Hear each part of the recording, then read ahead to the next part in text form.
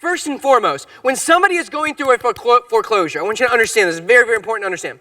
They are in an adversarial relationship with the bank, okay? They're being sued by the bank, okay? The bank is the plaintiff and the borrower is the defendant. How oftentimes do you see in a court case where the plaintiff and the defendant are buddy-buddy and hanging out, and the plaintiff is telling the defendant what they need to do and how they need to do it? That's not how this works, okay? So please understand, when you're representing a seller, even if it's a motivated seller who is in a foreclosure situation, the bank is suing them. Okay? The bank's not going to call all the shots. Okay? Now the bank has rights here. They're the one that's going to decide. They have basically veto power that says whether or not they're going to take less than what they're owed. If they're owed $200 and you're offering $150, their rights are to say yes or no. And that's about it. Okay? Neither the seller, get this, neither the seller nor the investor is a fiduciary. The reason why that's important is the bank is going to tell you that you have to show them all offers, okay? When you're in a short sale, you're negotiating a short sale, if you're trying to flip a short sale, one of the things you're trying to do is give the bank a low offer and then market it to find a higher offer. And the bank's going to tell you, you got to give us that higher offer when it comes in. No, you don't, okay? No, you don't.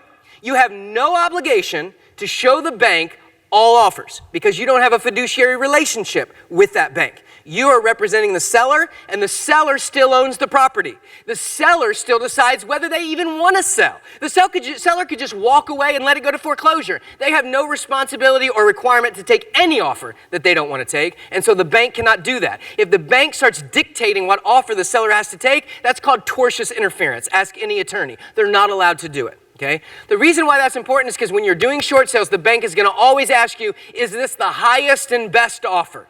And some of you are going to think morally, I got to tell them, no, I got another higher and better offer, okay? And you don't. And the one thing you have to understand about this is that highest is very different. Any realtor knows this. Highest is very different than highest and best. Very different, okay?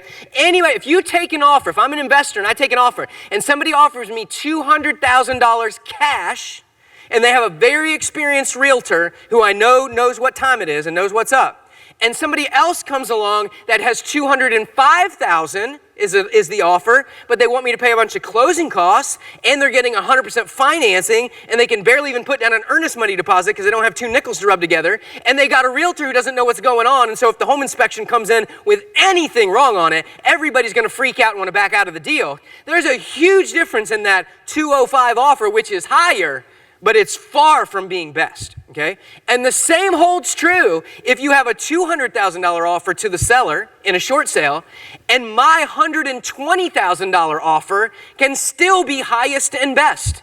Because what is most important to a seller in a short sale transaction? Anybody know?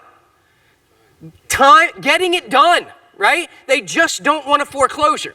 They're not making any money anyway. If they owe $250, whether I offer $200, $180, $120, $5, they're not making any money, okay? That's not their motivation. And so if I'm doing a short sale, all they care about is that it gets done, okay? So if I have experience doing hundreds of short sales, which I do, and I've been in this business for a long time, and I'm a cash buyer, and I know how to negotiate with banks, and I'm going to stick with it for a year, however long it takes to get the deal done, aren't I a best offer or better offer than somebody offering way more than me, but they're trying to get a loan? They're probably not going to wait 9 months if it takes that long. They're going to back out and find another deal. Like, it's completely different worlds. To the seller, I'm still highest and best. Okay? And so understanding that the bank is not a party to the contract, all they have is approval power only. They cannot force you to show them another higher offer.